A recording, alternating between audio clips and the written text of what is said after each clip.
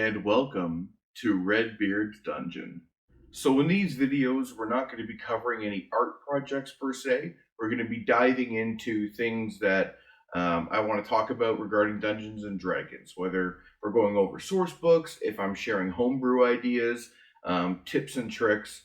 But I thought that because my first ever campaign that I ran, which was a homebrew campaign, is going to be ending in the next couple months, I've been doing a lot of reflecting on what did I do right in the campaign, what did I do wrong. So what I want to do here is go over the top 5 mistakes I made as a DM and the 5 rules that moving forward I try to make sure I do every session, every campaign, that I always remember these sort of 5 commandments of DMing. Now, first of all, if you're considering being a dungeon master and running a campaign for your friends, first thing out of the way, good job, congratulations, you are awesome. All right, a lot of people do not want the responsibility of running the game and having it all put on their shoulders. If you're being brave and you say, hey, you know what? I'm going to do it. My friends want to play. Nobody wants to step up. I'm going to be that person. Then thank you so much for taking that step. Your players appreciate it. And the fellow Forever DM community, we welcome you into our ranks. Rule number 1. Always run session zeros. Now, I find this to be a very important part of starting a new campaign with your friends. I think it's important because not only can you set the campaign for your players and help them understand what kind of world it is they're playing in, whether it's a homebrew campaign or if you're using an actual module, but you can also get from them what they're looking for in a story. The worst thing you can do, and the worst feeling you can have as a dungeon master, is spend hours and hours and hours fleshing out this story and creating all these events you think are going to be really exciting, and then by the time your players go through it, they look bored or they're not interested because it's not really the experience that they were looking for. So in your session 0, you can ask them, hey, what do you want out of the campaign? Do you want more storytelling? Are you here for fights? Do you want to get all kinds of magic items? What are your strengths? What are your weaknesses? And you can figure out where they're going to shine and where they might need a little bit of assistance from the dungeon master. So session zeros are very important for that. One of the other importances of session zeros is finding out, hey, is there a no zone for your player? Is there certain things that they're really uncomfortable dealing with, certain themes or fears or things that if you bring them up in the campaign, it can cause a lot of discomfort or stress for them. The last thing, D&D is supposed to be fun. The entire purpose of this game is that you get together with friends and have fun. And if something triggers your players and prevents them from having a good time, or even worse, turns them off of D&D, then that's a travesty, and we really don't want that to happen. So have a clear conversation with your players. Ask them, what do you want to get out of this campaign? What is your type of story that you enjoy playing through? Is there any particular storyline you want your player to achieve? And are there things or themes that you really don't want to have to experience or go through in the campaign story? All right, so mistake number 1 that I've made is that for my first campaign, I discussed what the campaign would be with a couple of my players, but I also had a few new players who had never played D&D before. They've watched online gaming. They watched Critical Role, which was a help, but they had never actually sat down and played in the game themselves. And I ran into a very an unfortunate situation where one of my players was deathly afraid of frogs, has a fear of frogs. I had no idea about this. I'm very close with that player, and I had no idea they were afraid of frogs. Early on in my campaign, I had them visit an island where everything was marshlands and swamps, and there were fireflies everywhere, and there were sounds from the creeks all around them, and they couldn't tell if it was just harmless animals or some sort of monster approaching them from the darkness. I had them face this massive alligator, but there were all these little frogs around them that were about the size of dogs, and they would leap out and wrap their tongues around uh, the opponents to try to restrain them. And they would also take poison damage from the pores on the tongues. So I thought, okay, this is a really good challenge for them early on. One of my players looked really uncomfortable, and I didn't understand why. And then afterwards, I found out they have this fear of frogs, and it's something that you never would have even thought. Oh, it's a pretty harmless animal, but hey, everyone has their own reasons for being uncomfortable with certain things or having fears. If someone was attacked by dogs, let's say when they were a child, if you have a pack of wolves or dogs attack their character in the game, they might get uncomfortable. And that's completely fair. And I had no idea because I never ran a session zero and asked them, hey, is there anything that you don't want to encounter or anything that would bother you? I've also noticed on a rare occasion that some of my players don't seem 100% engaged with what's happening. Some of my players absolutely love the role play portion. Some of them really enjoyed battle. And I could tell that there were moments where they were on their phones looking off into the distance. And, you try to bring those players in by giving them the spotlight a little bit, but then they got uncomfortable because they just don't feel comfortable with role play.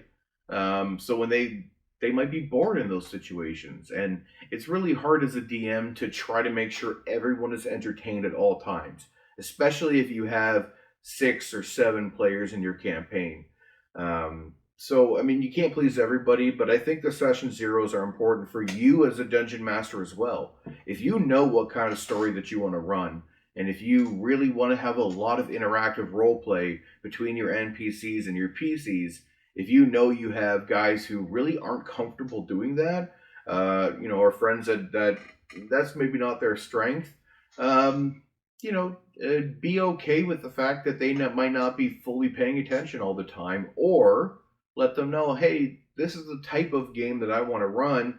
I'd love to run one shots with you, or maybe a different campaign. I'm just not sure you're going to fit into this campaign in particular. There is no harm as a dungeon master in recognizing that maybe one of your players isn't the best type of role player or game player for the type of campaign you want to run. I mean, you definitely want your players to have fun, and that it's a huge part of it. But as a dungeon master, you should be having fun too. I mean, you're getting your enemies beaten up all the time by the players. You're constantly signing up to lose, but you should be able to have fun. And if role play is the way that you get that joy, and half your players don't want to do it, you're going to get a little bummed out, and you're going to feel burnt out and unappreciated. So have those session zeros so you can discuss with your players what they want, discuss what you want, and figure out how best to formulate a story that makes them happy and makes you happy. So my first rule is always have session zeros, and my first mistake was not doing that for my first campaigns. All right, rule number 2. If it's not fun, it's not right. So I kind of touched on this already.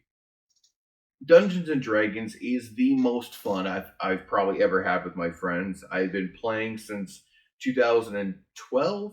I've played in 3 or 4 campaigns now. I've played in a bunch of one shots. I've run several one shots. I'm just finishing up my first campaign. I'm running a second campaign. I'm about to start my third when the first one finishes up.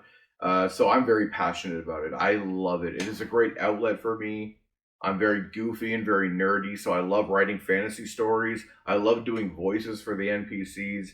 It just brings me a lot of joy.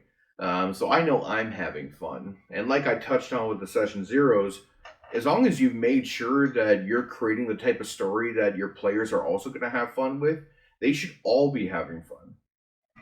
But if you do notice that one of your players maybe isn't having the greatest time or they're not very engaged, take them aside privately. Talk to them later on during the week and just say, hey, are you okay? If you're not having a lot of fun, please tell me because I want to make it fun for you. It doesn't have to be a, hey, you're not having fun, you should suck it up or try harder or, maybe you should leave. Ask them, be like, hey, what can I do to make it more fun for you? And if you feel like they're just trying to be nice, no, it's okay, it's okay. Tell them it's. I'm not going to be offended. If there's things I can do to make it better, please tell me. I want you to have as much fun as everybody else is having. One of the players on my first campaign happens to be my older brother. And we were driving in the car one day, and he says to me, "Can I tell you something without you getting offended?" I said, "Probably not, but you can go ahead anyway." And he had some critiques about things I was doing in D&D, the way I was running the story, and when you put so much time and effort into something, it's so easy to feel like someone's attacking you when they criticize it. But I kind of immediately realized, like, okay, that's a good thing. I'm glad that he feels comfortable telling me that there are things I can do better, or that there are things that I'm doing with his character story that he really doesn't like. And at the end, I love that. I so much appreciate the fact that he was like, you know what, I don't like that direction. That's not really what I had envisioned for my character. And so we had an open discussion about it. We fixed it. And the path that we ended up going down with this character was way better, way more fun. And I really loved it. So, really make sure that you're having fun and make sure your players are having fun. And don't be afraid to have a discussion about it with them so you can make sure that everyone's having a good time. And that goes for all you players as well. Do not be afraid to tell your dungeon master that, hey, you know what, I'm not really enjoying this or that, or I would like to make some changes, because most DMs want you to have fun and they will discuss those changes with you. All right, mistake number 2 was not creating tension. So this is not something that a lot of first-time dungeon masters should have to worry about. When you're first getting into your rhythm and getting into the groove, there's so much that you have to remember and have to keep track of, that this is kind of the nitpicking issue. But one of my players is actually my dungeon master in another campaign. And the way he ended our campaign was so good, because we felt this sense of urgency and we were rushing to this goal to try to save the countryside, and you wanted to stop and maybe deal with other problems, but you knew you couldn't because you had to move on, and you felt the pressure, and so you had to keep trekking, and it made you have to make split second tough decisions, which was, after it was stressful during, but after it was over, it was so much fun reflecting on that. And I was so impressed that he was able to achieve that in a game that can often go very slow. The pace was up, and it created tension where you didn't have time to second guess your choices. You just made a choice and then dealt with the result. And that shouldn't always be the way the game is played, but that should be sprinkled in there every now and then, because changing the pace can be very entertaining. Um, it's like that in most movies you watch or fantasy stories that you'll read. It's not always slow or always high, level. They kind of dip and dive. So, one of the really important things that I did not do in my first campaign was making sure that there were enough moments of high tension. Um, One of my players actually also came to me and said, there's really there's no stress for us if we know we're going to get a long rest every night. So for those of you who don't know, taking a long rest means that your party heals up every night. They get spell slots back, ability slots back, and all their health back. Um, so I was letting them heal every single night. So they felt like they didn't have to save spell slots, or they didn't have to be conservative. They could just go all out every day because they knew they were going to get everything back at night.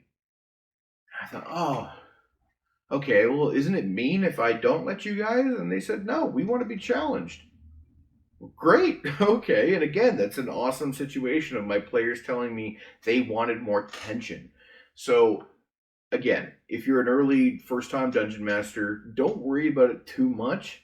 But eventually, it's okay to add some moments of high stress and put them in a situation where there is no safe place to rest. It makes them more memorable, makes them high stress, and makes them a little bit more exciting. So, I didn't add any tension or a sense of urgency in my first campaign. So just think about ways that you can make the players think on their feet and get their blood pumping a little bit. My third rule, and This is going to be very controversial because I've seen people make videos on both sides of it. The D&D community is very split on this, so I'm sure there's going to be a lot of people that disagree with me completely here. But my third rule is there's no such thing as over preparing. So I believe in having the main portion of your campaign story mapped out. You can definitely change it as you go along, but I like to have locations set up, main NPCs with their names and appearances set up. I might make a little note next to them for a type of accent or voice I might have. I like to have lists of NPC names, so if they walk into a place and I didn't prepare something, then I have a list there and I could just quickly throw it out, and it seems like I prepared that all along, even though I just came up with it on the spot. I like to have towns and locations, and I like to have at least 2 or 3 quests at every location so that if they decide to go somewhere in a session, I have options for things for them to do. So they don't just go somewhere and then there's nothing there for them. If they decide to go to a location and they start a quest, then that gives you more time to formulate more things around there. But at least in that individual session, you will never be caught off guard. Now, I do tend to go a little bit overboard with this. One of my DMs, he is the type of person who is so busy during the week, he doesn't have really a lot of time to prep. And so most of his campaigns are just kind of made up on the spot. He prepares, the quest and the main story, but interactions, NPCs, a lot of that stuff is just kind of on the spot, and it's great. It's incredibly entertaining, and we have an amazing time. So I'm not knocking that at all. But I get so so prepared. I end up getting these. I make these leather binders for all of my campaigns, and they end up getting chocked full and organized with weeks and weeks and weeks and weeks worth of gameplay. And for my third campaign, which hasn't even started yet, I've got this binder already made up, and I had to make my own dividers here, but things are falling out already. But I've got a lot of things already set up. I've already got the deity list for the region. I've got maps already made. I have all the main locations already mapped out, and I have several quests in the first, 3 or 4 locations. So there's already several months worth of gameplay done in this binder before I even started that campaign. Having said that, some of my greatest moments as a DM, some of my greatest story moments that I've narrated or talked the players through have been improv. They've been things that I didn't expect and I had to just make up on the spot. And when that happens, my biggest little tip that I'll attach to this is take your time. Take a deep breath. Let yourself think about it. Even if you have to tell them, okay, that's what we're doing, just give me 1 second. And sit back and formulate something. If that's what you have to do in order to make it make sense with everything else going on, then do it. But, I find that improv is a lot of fun, and you can make some of the most incredible story elements that you just pull out of a hat happen when players do what you don't expect. I just find that being prepared with little things like town names, NPC names, voices, little quests, magical items, even travel encounters. So when they decide to go from one town to another, you make your players roll, and you've already got 20 lists of travel encounters they can get into, or even little fun items they can find on the road. It just makes it so much less stressful for you. You're not trying to quickly Google magic items or Google like orc names because you've already got a full list of them. So I don't believe there is such a thing as over preparing, but it really comes down to you and your dungeon master style and what is the most fun and most comfortable for you. Mistake number 3. I gave my players way too much loot. So the first campaign I ever ran, I wanted to run the type of adventure that I myself would have always wanted to play. But I also, as a player, always wanted more loot. It's something that I never really got a whole lot of, or as much as I wanted. So I decided I wasn't going to be like that. I'm going to make sure my players have all kinds of cool items that they can choose from. Even if they have more items than they can use at a time, at least they got options. So I made a lot of homebrew items for them, and I gave them a lot of very cool official D&D Wizards of the Coast items. Um, but then it became incredibly difficult to balance my encounters with them. If you're using an encounter creator, um, you put in the amount of players you have, what level they are, and then you put in your enemies, and it will tell you how difficult it will be for them. And I found that no matter what I did, they were handedly beating them, to a point where I had to give them very hard enemies sometimes and layer actions and things to try to balance it out, because I realized I gave them really powerful magic items that allows them to surpass the CR level or the difficulty level of their opponents. So if you are going to give your players a lot of magic items, I suggest doing what I'm going to be doing in my next campaign, where the majority of the items are used out of combat, where they're good for role play, they give bonuses or make fun interactions with NPCs, or maybe even put limit on them. Make them a consumable magic item that they only have so many charges and then they're done. This way, as a first time dungeon master, you're not going to be constantly stressing out trying to make sure that your players are challenged in combat, but also that they can easily defeat them without completely mismatching the enemies that you make for them.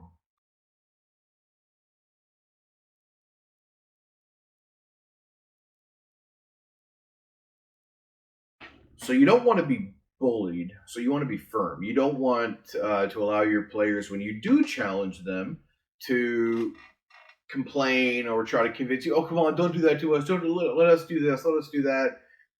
Because sometimes you do want to make it challenging for them, and you're the one putting in all the hard work to make the story. So you want to hold your ground sometimes and be strong, especially when it comes to rule making. Sometimes your players won't agree with your ruling, and that's fair. They can have opinions.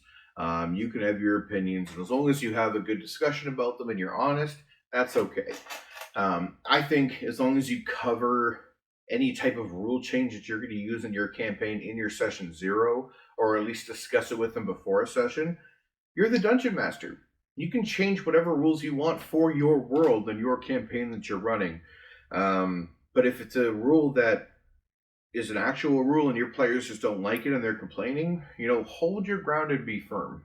Now, the reason I say be flexible is because you need to be flexible um, with the story itself.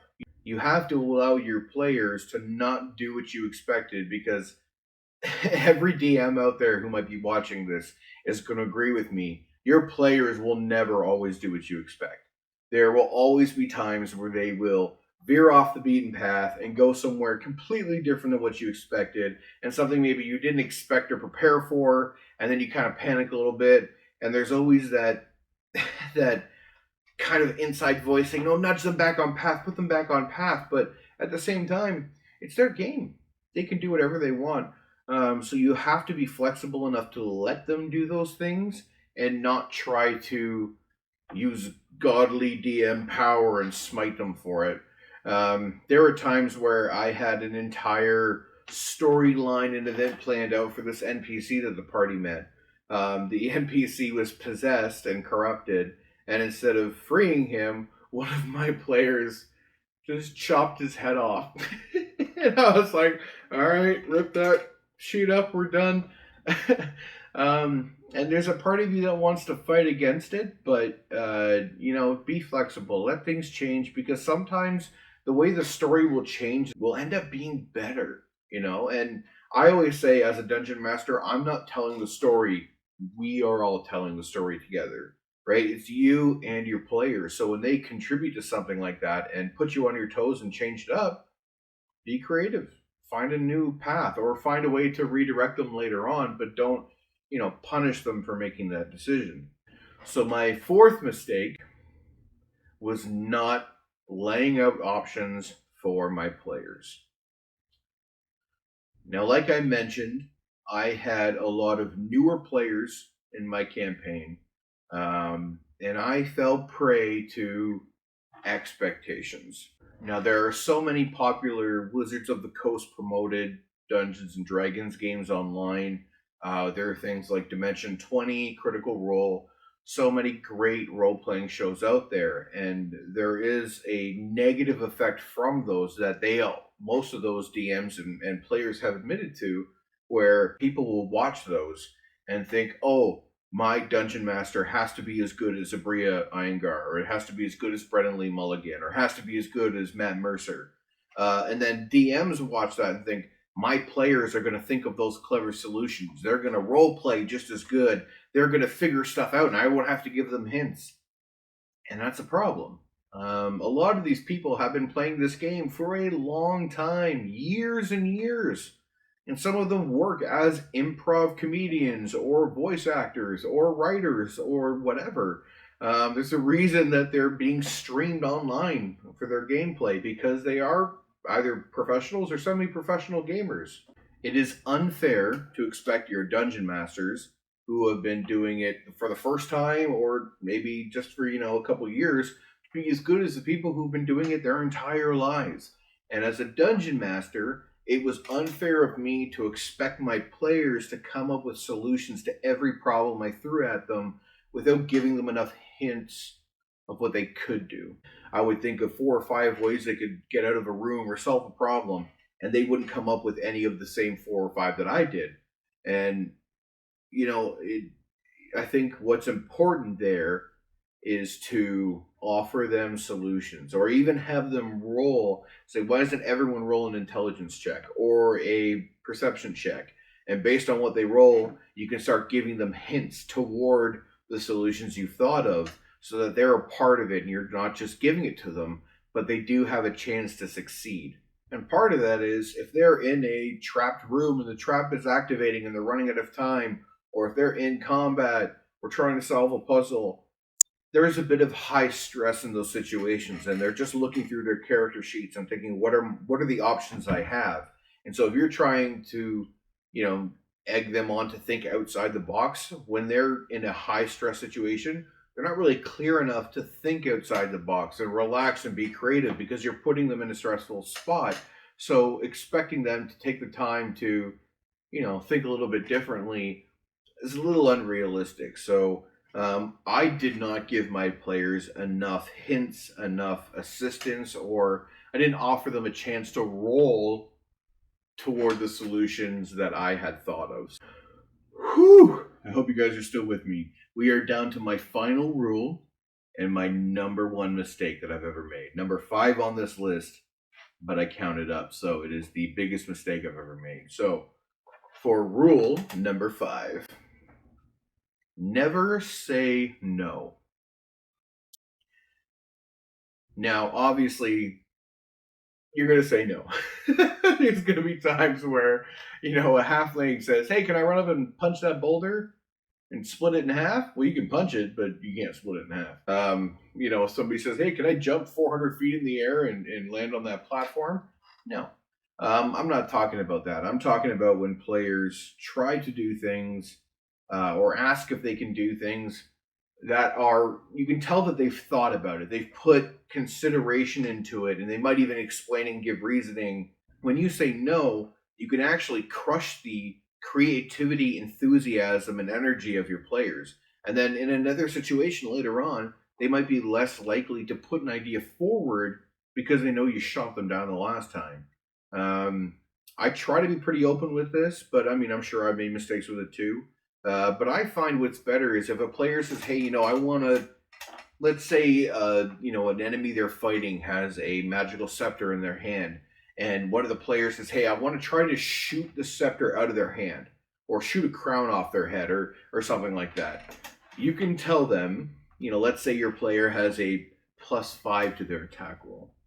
If it's the big bad, maybe you just say, hey, you know what, the DC is a little bit too high for that, but you can try doing this. Offer them an alternative solution that's similar. Likewise, you can say, okay, you've got a +5 to your attack roll. It's a pretty high DC. So if anyone else can help you or add anything to your roll, then it would be possible. So if somebody has guidance or bless or something like that, they can add that to the roll. You can also let them know, okay, you've got a +5. The DC is 25 or 24. So you have to roll a natural 20 or a 19, or else this will fail. So, knowing that information now, do you want to make that difficult roll and attempt it, or do you want to try something else on your turn so that if that misses, your turn isn't completely used up? Because then you're not saying no. You're offering them the chance to do what they want to do, but you're informing them of how difficult it's going to be, and you're also giving them other options to back out and maybe do something else. So I find saying yes, it's possible, but is a lot better than just saying no when your players have put thought into an action and they're kind of excited about trying something. If they fail, everyone goes, that's too bad. It was really hard to do that. We get it. Not a big deal. But if those succeed, if they need to roll a natural 20 on something to achieve it and they roll that natural 20, whether you're playing online with your friends or you're playing in person, everyone's going to go nuts if they succeed. That's going to be the thing everyone talks about weeks later, about how exciting that was that they actually rolled that well in that situation. So give them an opportunity, maybe put it at a high DC, challenge them, let them know, but inform them of it, and then maybe give some alternatives as well. All right. Now for my number one mistake, which is number 5 on our list. I did the worst thing any DM can possibly do to a player. I canceled a creative action. So I had spent months and months leading up to the reveal of one of the big bads of my campaign. My players were hinted at this dark pirate captain who ruled over this armada called the Wolf Pack, and his name was Greyfang. And I was so excited for them to finally see the ship come through the fog and the mist on the sea with dark flamed lanterns all around all around the sides of the ship. And on the bow of the ship was this massive wolf's head that was carved in like this black wood with flames dripping down from the mouth into the sea. And it was this great moment, and I was so excited. And I planned for an encounter. It wasn't going to be a final encounter. They would get split up at some point, but it was going to introduce them to him. So I spent weeks planning this, laying the groundwork, and then my players decided we're going to get out of here. So they tuck-tailed and ran. I thought, okay, the other ship's faster, so it'll catch up to them eventually. So we began doing that, and one of my players using a spell from an item I gave him, which was a little overpowered for his character at the time. He basically parted the sea like Moses and opened up this large empty space in the water just behind their ship. So the next ship coming in would have gone into the water. Now, I was like, oh man, that's good, that works, okay, but it's going to ruin everything that I had planned. And so I counterspelled it.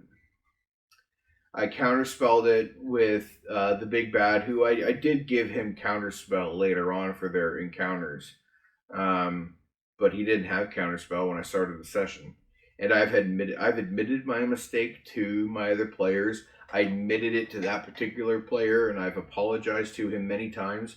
This happened over a year ago, and I've thought about this once or twice a week, every week since, about how guilty I feel. I should have been flexible, like I said before, allowed that to happen, and then found a way for them to have the encounter later on. But I was not flexible, and I just really wanted that to happen. And I could see that player felt so crushed and defeated by it. And that was horrible. That is the biggest mistake I've ever made as a dungeon master. And so that really falls back to everything else I said, is trying to make sure it's fun for your players, never saying no, and being flexible. I wasn't. And you know what? You're going to make mistakes. If you're starting to DM, or if you've been a DM for a while, you're going to make mistakes, whether it's with the rules or whether it's the way you run your players and your games. People make mistakes. We're all human, right? But the important thing is that if you're trying to be a dungeon master, if you're trying to make fun for your friends, you're on the right path. You're doing the right thing, and don't let the little mistakes get you down. As long as you learn from them moving forward, that's all that really matters here. Well, I hope you enjoyed this look into my insanity of Dungeons and Dragons and enjoyed my list of my 5 rules and my top 5 mistakes that I made in my first Dungeons and Dragons campaign. If you want to see more Dungeons and Dragons content, write down in the comments below and let me know. Don't forget to like and subscribe and stay tuned for more videos.